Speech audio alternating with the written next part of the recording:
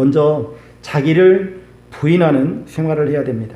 자기를 부인한다라고 하는 것이 무엇일까요? 여기서 말하는 자기라고 하는 것은 나를 말하는 것이죠. 여기서 말하는 나라고 하는 것은 옛사람, 겉사람을 말합니다. 그리고 죄의 본성을 표현해주고 있습니다. 그래서 자기를 부인하라 라고 하는 이 말씀은 옛사람의 모습을 벗어버리라 라고 하는 말씀이에요. 그리고 새 사람이 되어라 라고 하는 것이죠. 왜 우리들에게 예수님께서는 옛사람을 벗어버리라, 자기를 부인하라 라고 말씀하시냐면 바로 우리의 본성, 우리의 본질, 그것이 바로 죄악된 것이기 때문에 그래요. 에베소서 2장 3절 말씀에 보면 전에는 우리도 다 그 가운데서 우리 육체의 욕심을 따라 지내며 육체와 마음에 원하는 것을 하여 다른 이들과 같이 본질상 진노의 자녀이었더니 라고 말씀합니다. 우리가 정말로 하나님을 믿고 하나님 뜻대로 살고 싶어요. 그런데 우리의 마음이 새로워진다라고 하는 것이 결코 쉽지 않습니다. 우리의 본성에 따라서 살아가려고 하는 마음들이 너무나 많아요. 또 하나는 뭐냐면 내가 정말로 마음을 다 잡았다 할지라도 그것을 실천해내기가 쉽지 않더라라고 하는 것이죠. 로마서 7장 25절 말씀에 내 자신이 마음으로는 하나님의 법을 육신으로는 죄의 법을 섬기노라 라고 말씀합니다.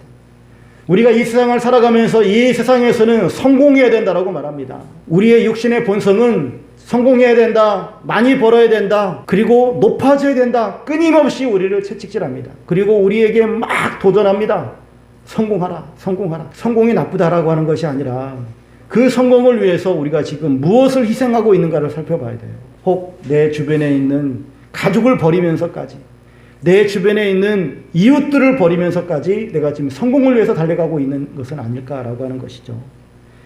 우리가 입만 열면 예수님, 주님, 십자가를 부르고 있지만 그러나 정말로 하나님을 따라서 살아가려고 하는 삶의 모습이 아니라 나의 성공과 나의 잘됨을 위해서 하나님을 이용해 먹고 주님을 이용하고 있지는 않는가라고 하는 겁니다. 그래서 우리는 내 자신을 부인하는 삶을 살기 위해서 내 이 육신의 사람, 죄악된 것, 이 모든 것들을 벗어버리고 생명 안에 거하기를 간절히 소망해야 됩니다.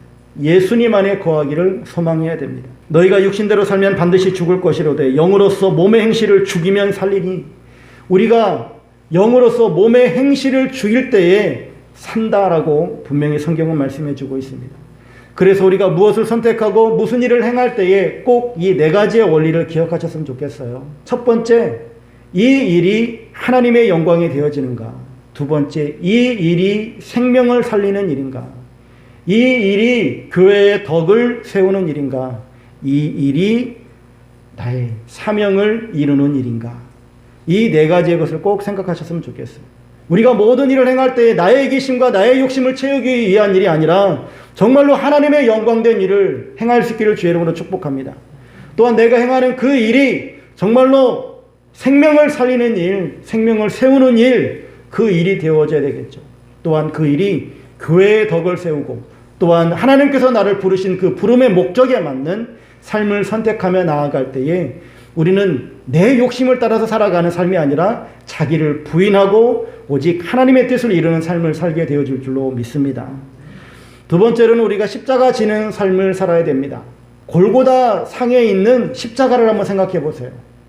골고다 상에 있는 이 세 개의 십자가를 생각해 보면 거기에는 두 종류의 십자가가 있습니다. 하나는 자기 죄 때문에 죽은 십자가가 있고 하나는 남의 죄를 뒤집어 쓴 십자가가 있어요. 하나는 자기의 잘못 때문에 죽는 것이고요. 하나는 사명 때문에 죽는 거예요. 십자가를 지는 삶을 산다라고 하는 것은 자기 죄 때문에 내가 선택한 것, 내가 잘못한 것, 이것 때문에 아이고 이건 내 십자가라고 할 것이 아니라, 물론 그것도 십자가죠. 자기 죄 때문에 짊어지는 십자가니까.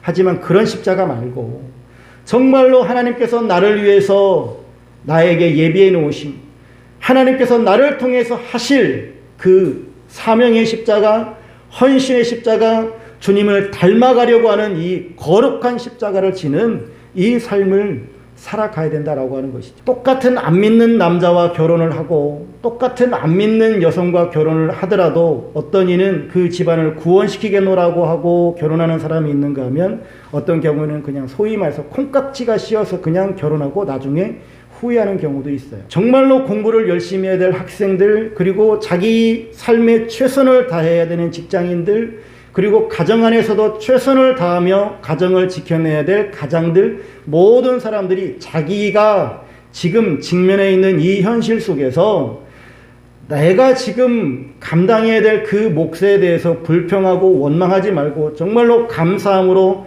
또한 하나님 앞에 내가 해야 될 일을 충성하며 성실히 그 사명을 감당하고, 그리고 자기에게 태인 그 십자가를 지는 삶을 살아가야 하겠다라고 하는 겁니다.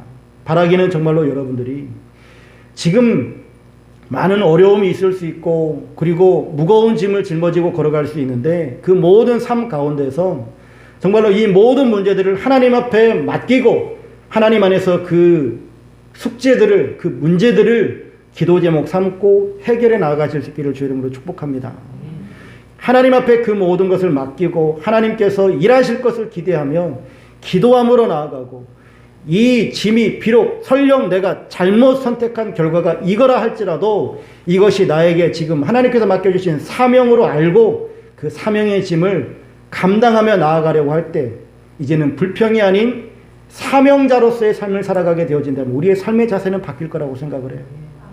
바라기는 여러분들의 삶 가운데 진정 하나님께서 여러분들에게 맡겨주신 그 십자가가 있을 터인데, 그 십자가를 감사함으로 지고 갈 수 있기를 주의 이름으로 축복합니다. 여러분, 그러나 꼭 잊지 마십시오. 십자가는요, 절대 기쁨이 아닙니다. 예수님이 지셨던 십자가나 강도가 졌던 십자가나 구레네 시몬이 졌던 십자가는 절대 감사가 아니에요. 기쁨이 아닙니다. 고통입니다. 십자가는 고통이에요. 그런데 그 고통의 십자가를 하나님과 함께 지고 걸어갈 때에 하나님께서는 우리들에게 그 무거운 짐을 가볍게 하실 것이고, 또 넉넉히 감당할 수 있는 힘도 더해줄 줄로 믿습니다. 세 번째로 우리가 생각해 봐야 될 것은 주님을 따르는 삶을 살아야 한다라고 하는 것입니다. 성도는 무엇보다도 주님을 따르는 삶을 살아야 됩니다.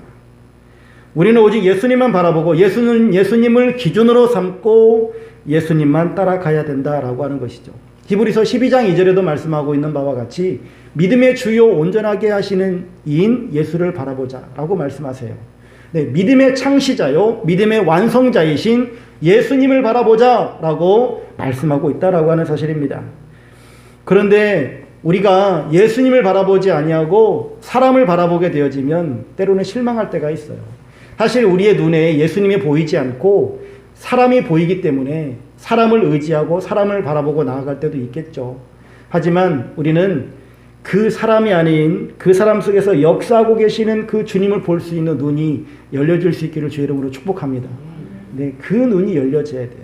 예수님을 바라보고 예수님과 함께 걸어가야 할 겁니다. 그러기 위해서 우리가 예수님과 함께 걸어가는 이러한 삶을 살기 위해서 그런 책도 있는데, 예수님이라면 어떻게 하셨을까? 라고 하는 그런 질문을 던지면서 살아가는 것은 우리의 삶 가운데 대단히 큰 유익이 되어진다라고 보여집니다. 어떤 일을 선택하며 나아갈 때에 예수님이라면 어떤 선택을 하셨을까? 예수님이라면 어떻게 하셨을까? 라고 하는 이런 질문을 던지는 것 참 좋은 신앙의 모습이에요. 그런데 예수님이라면 어떻게 하셨을까라고 하는 질문을 던진 것은 좋았는데, 거기에서 도대체 예수님은 어떻게 하셨을까? 내 머리를 굴리지 마시라고요. 예수님은 어떻게 하셨을까? 자기 생각을 따라가요. 이게 신앙적인 생각이겠지? 라고요. 아니요, 절대 그렇게 생각하지 마십시오. 우리가 정말로 예수님이라면 어떻게 하셨을까? 라고 하는 것이 고민이 된다면, 그리고 그렇게 살고 싶다면 다른 게 말고 정말로 성경을 보십시오. 성경밖에 없습니다. 그리고 성경이 무엇이라 말씀하시는지를 그 말씀 속에서 그 뜻을 찾아가시면 돼요. 우리가 정말로 성경을 읽어야 되는 이유는 다른 데 있지 않습니다. 성경을 읽는 이유는 하나님의 뜻을 따라 살기 위해서입니다. 신앙인이라고 하는 이 말은 신을 믿고 우러러보고 따르는 사람이라고 하는 뜻이에요. 우리는 하나님을 믿고 하나님을 우러러보고 하나님의 뜻을 따라가는 삶입니다. 그러하게 그 하나님께서 우리들에게 주신 이 말씀을 우리는 읽고 그 말씀에 순종하는 삶을 살아가는 것이 지극히 당연한 삶입니다. 여러분, 예수님께서 마태복음 7장 21절 이하에 나더러 주여 주여 하는 자마다 다 천국에 들어갈 것이 아니라 오직 아버지의 뜻대로 행하는 자라야 들어가리라라고 말씀해 주고 있어요. 근데 그 22절 이하에 나오는 사람들이 있어요. 주여, 내가 주의 이름으로 선지자 노릇했습니다. 내가 주의 이름으로 귀신을 쫓아냈습니다. 내가 주의 이름으로 능력을 행했습니다. 라고 그들이 와서 이야기를 하는데 주님께서 그들에게 하시는 말씀이 불법을 행하는 자들아 내게서 떠나가라라고 말씀하세요. 우리는 선지자 노릇하고 귀신을 쫓아내고 능력을 행하면은 우와 하면서 막 따라다니죠. 그리고 그 사람을 높이 평가합니다. 저 사람은 진짜 살아계신 하나님이 쓰시는 사람이다 라고 하면서 그 사람을 따라다닙니다. 그런데 성경에서 보니 그러한 이적을 행하는 사람들이 하나님을 따라다니는 사람이 아니라, 하나님 뜻대로 살아가는 사람이 아니라 주의 말씀을 듣고 주님의 말씀대로 살아가는 그 사람이 따로 있더라라고 하는 거예요. 여러분, 목사라고 여기서 강단에서 선포하면 뭐합니까? 하나님 말씀대로 살지 않으면. 귀신을 쫓아내면 뭐합니까? 하나님 뜻대로 살지 않으면. 능력을 행하면 뭐하겠어요? 정말로 우리가 하나님의 말씀 안에 거하고 그 말씀대로 살아감으로 말미암아 정말로 예수님을 따라다니는, 예수님을 따라가는 그 삶을 삶으로 말미암아서 주님과 함께함으로 늘 주님 안에서 평강을 누리고 주님 안에서 형통한 삶을 살아가실 수 있는 여러분들 삶이 되시기를 주의 이름으로 축원합니다.